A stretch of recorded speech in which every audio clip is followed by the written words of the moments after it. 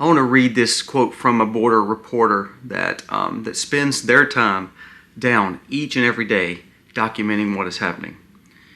This border reporter said, "I've never seen anything like this before." We're going to talk about what they have not seen and how the difference in administration, how things have changed. We're going to discuss that. Also, we're going to discuss what Ray Dalio said on a podcast about really the future of America and how the AI race is kind of like I've said, the AI race is a necessity because of the capabilities and the risk that it holds on us. However, it can cause a lot of damage. We're going to discuss what that damage is. And with that damage, can we overcome? We're going to talk about how we would overcome. Also, we're going to discuss what's actually happening in North Carolina now, what's happening in California now. Again, the difference in just a few weeks and how things have changed. We're going to discuss all that today. It's really eye-opening. And then in the middle of the country, there's another outbreak that someone is talking about. We need to discuss that to see, seriously, how dangerous is this outbreak. Everything that we talk about always comes back to one thing: making sure you're prepared and wise and having a good head on your shoulders. Let's dive into these things today. This video starts right now.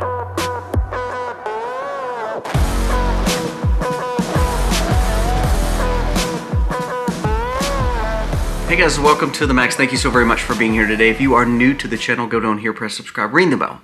Give us a thumbs up or a thumbs down, that's okay, but let us know what you think about the content of today's video. Again, remember, we're getting to the end of the month. We do a giveaway each and every month on this channel, also on the Life with Colby Mac channel, also on my wife's channel, The Max Life. So we love giving things away. Just say thank you for watching, thank you for commenting and subscribing. Now let's jump into the stories of the day. First, let's jump into the border. A few things with the border, and then we'll dive into the rest of the things, and also the warning that Ray Dalio gave, I think was probably one of the best ones I've heard in a while, and the most common sense approach to AI. I think it's really good. As a 75-year-old man who is kind of out of the, I mean, of course, he's an ultra-billionaire, was a great hedge fund manager, but he's kind of out of that now. But he's got a great outlook, and I want to go over that. But first, let's talk about the border. There was a new report that says, a border reporter says, "I've never seen anything like this before." Bill Mulligan published a post Monday outlining that he has never seen anything like what is happening at the border from just a few weeks back. He said, per sources, our Border Patrol recorded 582 illegal crossings on the southern border yesterday, the whole border, okay? And you're like, Colby, that's still a lot of people, okay? I agree. I think nobody should be crossing, but let's go through this. Remember, we don't have border walls in some areas.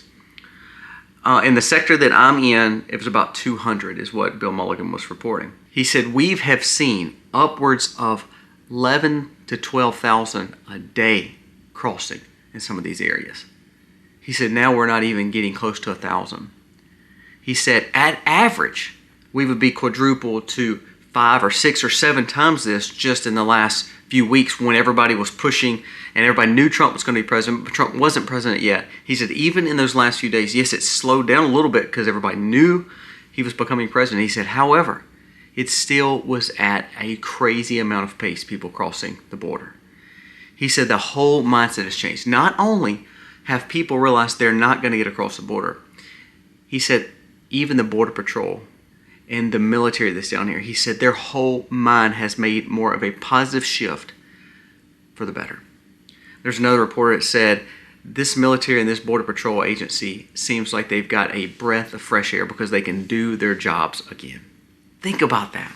Think about you and your job. You know, I'm a workaholic, and when I feel like I can't put myself forward, like say for instance, I've got this big project, this project's not going as smooth as I want to, I want to keep pushing on, but there are some things that we can't help. If our hands are tied, we're like, gosh, I can't get this job off the ground, I can't do this, I can't get this going because I need this to go. It kind of holds you back, and you feel like you're, as a man especially, sometimes you feel like you're failing a little bit. You're like, gosh, I cannot get this task conquered. Well, I think what we saw with our military under this last administration, and also like the Border Patrol and the customs agent, I think a lot of these people who want to do a good job felt like they were failures because they did not have an administration that stood behind them. I think what you've seen with Pete Hegseth, I think what you're seeing now with the Border Patrol and with Tom Homan, I think what you're seeing is a new breath of fresh air to where they're saying, I can at least do my job again. The thing is this, they're not going to be perfect. There's going to be mistakes. There's going to be still people go across. But to be able to slow it and to allow these people to do their job, I think not only are you giving them a breath of fresh air, you're going to have positive reoccurrence and you're going to get results. That's why we're seeing this. Results of people now self-deporting. The results of what Tom Homan is doing. The results of the closure of the border better than ever. Again, this reporter has been on the border and he said, I've never seen anything like this. It's actually mind-blowing. There's another report that said, I'm anxious to see actually when the border wall gets completed and they stop having to have this transitional period. He said, I really want to see in 6 months. He said, I think it's going to be a whole different change in security when it comes to America. And that kind of goes back to, again, a different change of administration. Real quick, did you see what happened in North Carolina? This is a report from someone that's on the ground that's been begging for help from the Biden administration. This is a reporter. He says, absolutely massive amount of dump trucks in western North Carolina. Where was this for the last 4 months? He said a cavalry has arrived. He said not only is it private contractors, he said it's military. And he said now what we're seeing is things are getting done. Roads are getting fixed. Bridges are getting crossed. He said this is something that we've been begging for. And all of a sudden when we have this new president and his vice president coming toward this area, things are getting done. Now, does that mean government's perfect? Does that mean everything's going to be done on a timely manner? Probably not. But it's a step in the right direction. I mean, this guy, this investigative journalist, he said, you can't see it all, but on Twitter, his name is Matt Van Swall, but there's just dump trucks and dump trucks of dump trucks, loads of gravel coming in and materials needed to make sure that they can get people to where they need to be. I had a place at one time in the Smoky Mountains, which is a little bit more south in Tennessee side. And the thing about those roads and those areas and sometimes there's one way in, one way out. Well, if one road is blown out because of a creek or because of a destruction, you may not have any way to get past that. And there's no other way to get down the mountain. So this right here is saving people's lives. And not only that, their livelihood. Think about all the times they couldn't go to work, how they hadn't had propane. This is how things, I think this is what prospering looks like.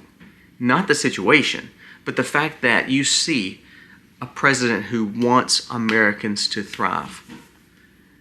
That's as simple as that. There was a comment yesterday and they asked how many of these people being sent out of our country is criminals. And I love what the new press secretary said. She said, every one of them, because remember, they all broke the law coming in.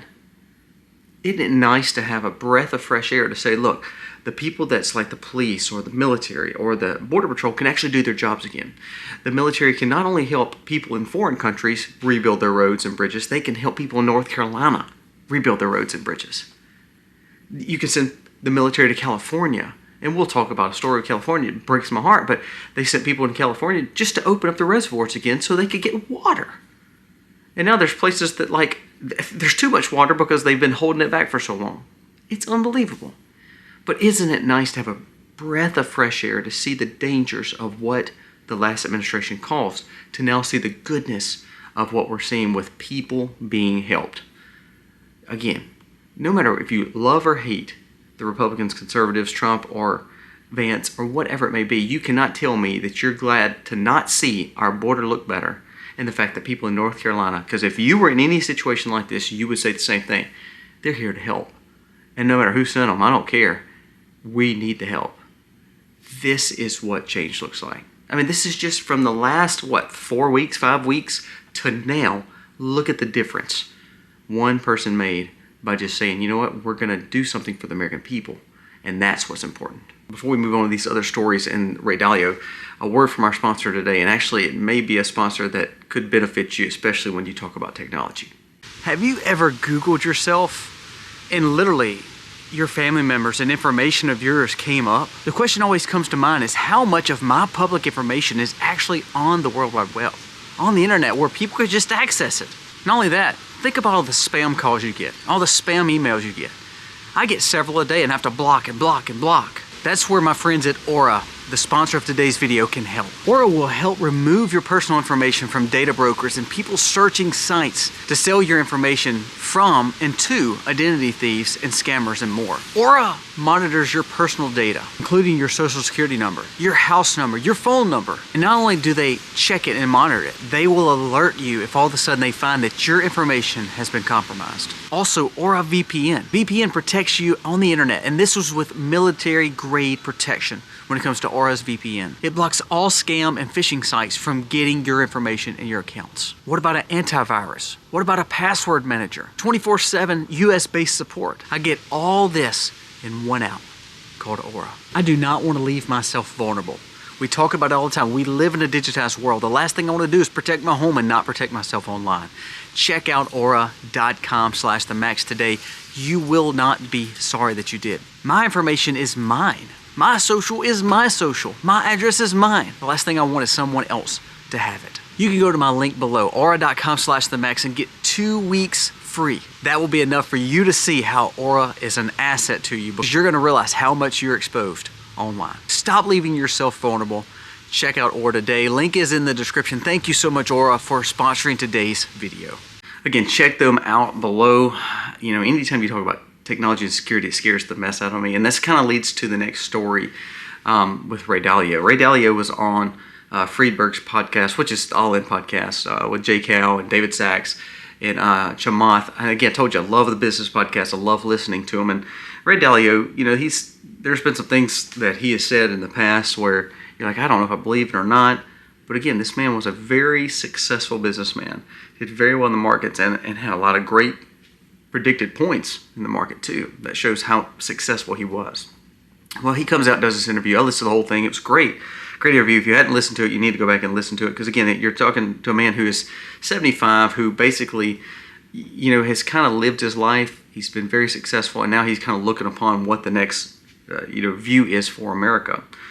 And this was a comment made, and I'm going to read it from the story that Zero Hedge put out about it. It says, Ray Dalio warns of a brutal AI war between U.S. and China. Just today, now you know about the DeepSeek, you know about the fact that, remember, all this AI information and apps are free. You know why they're free? Because they're getting you as the gift. You're giving all your information to them, which I just cannot say it enough. Please quit using AI to run your life. It just blows my mind that this is becoming a big deal. People use it for search engines, people use it for scheduling, people use it for calendars, people use it for every aspect of their life. And what you're doing is you're giving all your access and your safety and your security to an algorithm that knows everything about you. That's why those things are free. But I digress. Now Alibaba's got one. And so what you're seeing is you're seeing a race to the top. And it's just like we were talking about the nuclear arms race and things like that. Everybody knows nuclear warfare is not a good thing and everybody would die in it. I mean, but we all, as nations, schedule up and we try to get to the task fast to make sure we have the nuclear arsenal so we can threaten them. Do you see how that works? Nobody wants to use it, but we have it. AI is that nuclear race. I mean, that's exactly what it is.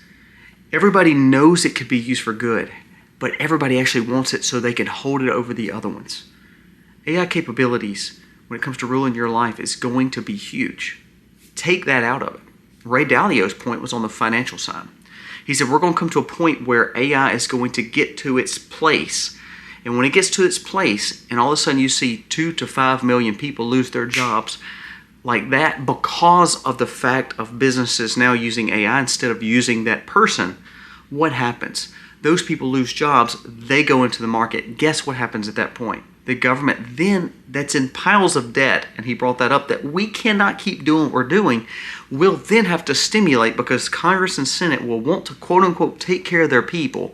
He said, and then you're going to see more money passed to people. And he said it's going to be basically what we're doing is building a UBI system.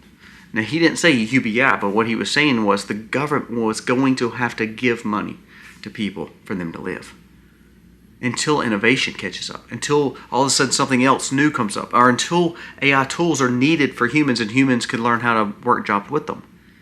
So a few things that we need to learn from this. This is the nuclear arms race. This is the chance where, Governments will try their hardest to get to the best AI technology, and so far it looks like China's winning this. But you're going to see tech companies using this, getting your information. You think it's good for you, but ultimately you've just become more surveilled. And what do you think they're going to do with that technology? I'm watching a movie right now, or I'm watching a series, and the series is based on a government agency that's trying to root out bad things. Well, what happens is there was this company that built this AI algorithm. Well, what they did is they turned around and they were going belly up, and so therefore they learned how to take that algorithm and change it and mold it to where then it was basically a software to surveil people with. The same algorithm was then used from data to surveillance. And all of a sudden government bought the contract, and now they're a huge organization. Now, that's a TV show. But you don't think that's exactly what AI will be used for? For manipulation and control? I mean, come on. Then again, you take that plus the financial aspect of it to say, okay, if all these businesses have hundreds of thousands of workers and they have all these unions they have to deal with, all these people they have to deal with, oh, let's just cut all that and let's just use AI to do the technology, to fill the prescriptions, to do the call centers, to then turn around and be our doctors, our teledoctors. Also, for instance, you can hardly talk to anybody online now. If you have a problem or you call a toll-free number, how many times it's hard to get someone that's actually live on the phone. So we're going to start seeing people steadily lose their jobs based on the new upgrades to AI, which will cause for the financial demise. Now, what Ray Dalio was saying was, look, there's got to be a balance. And what we're going to see is not only the external war of AI and the manipulation from China to Russia to United States to Israel to whoever, because they're going to all vie for this power. He says, secondly, you're going to see the internal, the civil part, the unrest, because what's actually happening is while you're dealing with the external problems with AI, you're dealing with the internal problems of a financial crisis and civil unrest because people have no jobs, no money, and our country is in debt up to their eyeballs. They said, of course, America has the best situation so far because every other country's in worse debt and worse problems than us, and we have the currency that would help do that and make sure that we're on top. But it comes to a point where he says that, if we keep spending like we're doing, they're saying we're going to have $20 trillion extra in debt in the next 10 years. I mean, do we honestly believe that we can just keep doing that? The more you print money, the more inflation it happens. What is your money worth if all of a sudden you're making thousands of dollars more a month, or you're making thousands of dollars more in the stock market, but your inflation's going up? You're actually not buying any more purchasing power. You're not getting more money in value. You're just getting more paper. And so he says that's what the dangers of AI is. He said, and that's what's scary. And he goes back and he said, look, I own a little Bitcoin. He said, I own a lot more gold. He said, because the gold is a currency. It's the third biggest country behind the dollar, the euro. He said, and it's more than the yen. He said, everybody's buying gold right now because they see it's a tangible commodity. He said, we need tangible commodities again. I'm sitting with tangible commodities. Food, water, security. When this fails you, your crypto will be gone. Your way of life will be gone. But what is actually going to bring you value? Defending what you have, food, and making sure that you have some kind of currency for the time being. Commodities, trade, bartering. And again, he was talking about how precious gold was, but he said, no matter what part of the world we've ever been in, whatever crisis or upheaval we've ever been, gold has always been the standard. And so that was encouraging there, but it also came after the fact that what we're seeing with AI is going to cause a massive upheaval in America, but also in the world for two different reasons. Now, he did say, and he doesn't talk politics too much, but he said, I do believe Trump is the best person for the job as we speak when it comes to the financial problems. He said, however, it's a whirlwind that's going to happen. And the thing is, what can we actually do about it other than prepare? Now, I'm not a multi-billion-dollar investor like Ray Dalio is. But I do believe you need to make sure. That's why I say you got to be out of debt. You got to get on a budget. You've got to realize what value truly is, tangible commodities, and seeing the fact of things like food, water, gold, ammunition, self-defense tools. Those are the things that you need to heavily invest in, and making sure that you're getting wiser and smarter as it goes. Now, if you have money in the stock market and you have crypto, that's okay, but don't put your whole life into those things when all of a sudden AI is going to play a massive part of that. They said that for the typical AI model, AI generation models of stock futures and then helping you invest will take all the other people out of the market. So I think about all these hedge fund managers, all these people that are in the markets now. Will they have jobs anymore? Will there be such thing as a day trader that gives you advice? Because AI will then be smarter than them. Is there going to be a reason to have a lawyer when the litigator can literally be AI generated? Is it crazy to say that there's already doctors that are not using their own hands, they're using AI to actually do the surgeries? So the more you see that technology, it sounds great, and I hope we can use it for the right reasons. But that also is going to cause for an arms race and manipulation, and then internally a civil unrest, because there's going to be a lot of people losing jobs to it. Last two things I want to mention. Doge and he was talking about Doge too. Ray Dalio was talking about Doge and how he thinks that we've got to cut our spending no matter what by 3%. And I think Doge is doing a good job. Listen to this. It says Doge is saving the federal government approximately $1 billion, that's B, $1 billion a day, mostly from stopping hiring of people with unnecessary positions, deletion of the DEI, and also stopping improper payments to countries, foreign organizations, and countries that really does not need to have it. You heard yesterday with Caroline Leavitt, the press secretary, talking about the money that went to Gaza, millions and millions of dollars. A lot of that was not going to Gaza for, protection. It's laundered. That's laundered money. And then the 30-something million going to the WHO. $1 billion a day savings. Do you realize that? If we just keep at this trajectory and don't cut anything else, that's $365 billion. That's $1/3 trillion just in savings on frivolous spending. That's just what Trump could do, not counting what Congress should do with quit spending on other things. So that's a huge thing right there. Now lastly, let's wrap it up with California. You would think, through all the mess they've been through, that they would get their junk together and start finding a way to look at conservative options versus liberal options, because it's failed them. But no, they've got a measure now that they're looking to secede from the union. That will be on their ballot, it looks like. So, don't get me wrong. I know there's some conservative Californians out there, but you've got to figure something out in California. I don't know how much worse it can get than literally burning to pieces, losing power because of the supermajority taking all your rights away and overregulating, and still these people are in charge. And listen, there's a new story that says they're going to blame oil companies for the fires.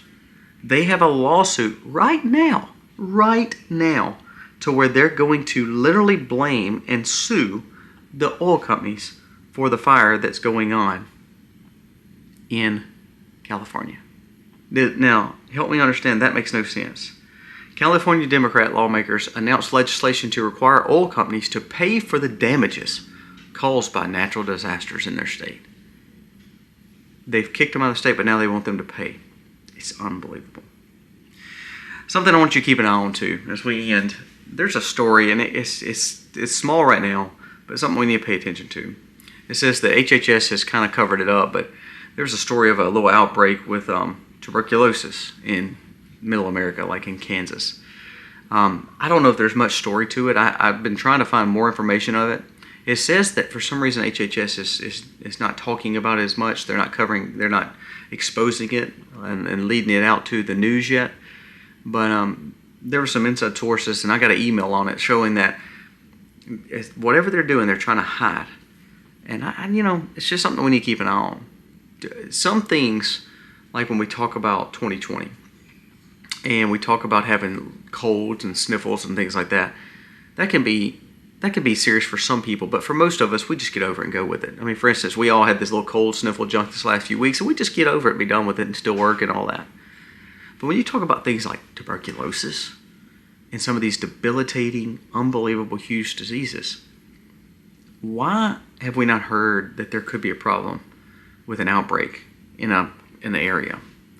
Why are they trying to keep it quiet?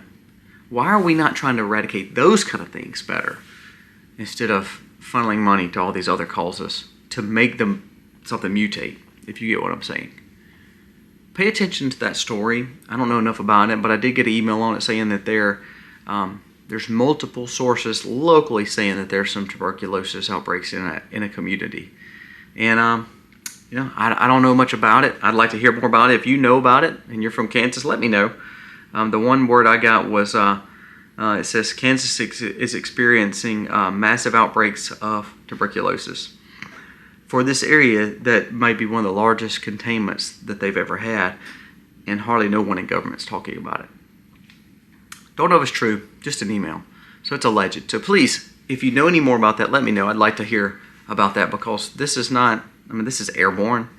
It's totally different than some of the other things that we deal with in America. Remember, when things are looking so good, when everything looks like it's going right, don't forget, there is people who don't like that. And people who still want to be over you and rule over you and take your rights away. Do not be surprised if we see something like this take place, from outside the United States or inward. Guys, let me know your thoughts on this video. Again, remember, I keep pushing this AI thing because I do want you to realize that the dangers of it. Because I don't want my life wrapped up in it. I'm a young guy with young kids, and I still don't want my whole life ran by AI like all these people are doing. Pay attention, be wise, have common sense, and of course, enjoy the day, loving your spouse and loving your family. Guys, thank you for watching. God bless.